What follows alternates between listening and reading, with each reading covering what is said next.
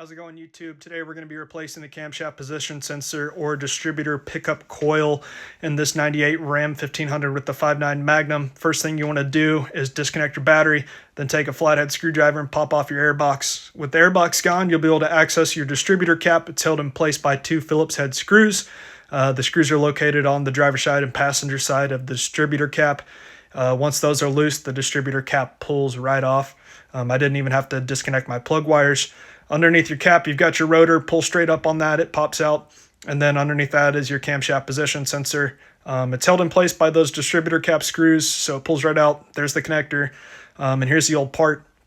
Notice there's a notch in your distributor, and you can kind of see where the sensor is going to sit into that notch. That wire is going to face the firewall of your truck. So slap it in there, line up the screw holes, plug in the connector, and reverse order everything. Put the rotor, put the distributor cap on.